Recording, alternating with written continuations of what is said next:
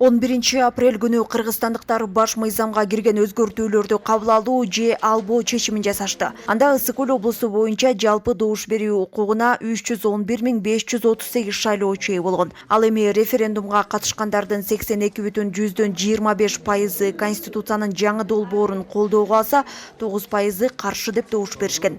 Президенттик башкарууну өзүбүз тандап албадыкпы. Эми ошол толук кандуу түрдө иш жүзүнө аткарылыш үчүн жаңы мыйзамдын долбоорун биз колдошубуз керек болчу. Ошондуктан өзүмдүн макулдугумду бердим.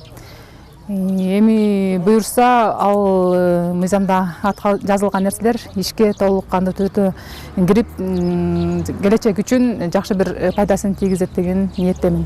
Баш мыйзамдын жаңы долбооруна ылайык президент аткаруу бийлигин жетектейт. Ошондой эле мамлекеттин ички тышкы саясатынын негизги багыттарын, өкмөттүн курамын жана түзүмүн өзү аныктайт. Дал ушул себептен улам референдумда макул деп добуш берген тургундар жоопкерчилик бир адамга берилгени туура болду дешет. Себеби 30 жылдан берки чаржайыт башкаруулар өлкөнү башаламандыкка алып келүүдөн башка пайда бере албады. Элдер келип туруп атайын уже референдумга добуш беребиз деп келип, именно азыркы конституциянын эмесин долбоорун булар толугу менен колдоп беришти.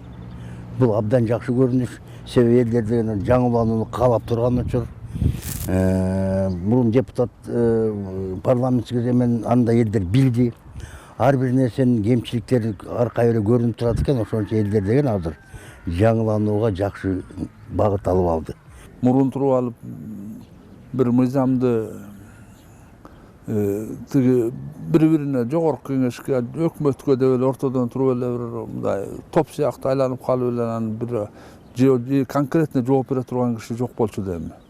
Эми болсо бир адамга, бир адамдын командасына дегендейчи ал жооп бере турган ошол бир мүмкүнчүлүк ошол. Эске салсак, 10 январда коомчулук президенттик башкарууну тандап алса, эми ага ылайык жазылган баш мыйзам элдин сынынан өттү. Бирок муну менен өлкө дароо эле өнүгүү жолуна түшүп кетет деген жаңылыштык. Андыктан өлкө башчы өз милдеттерине толук кандуу киришүүсү үчүн убакыт жана коомчулуктун колдоосу керек дешет облус тургундары. Данагүл Алиева, Жакшылык Чортонов, ЛТР, Ысык Көл облусу.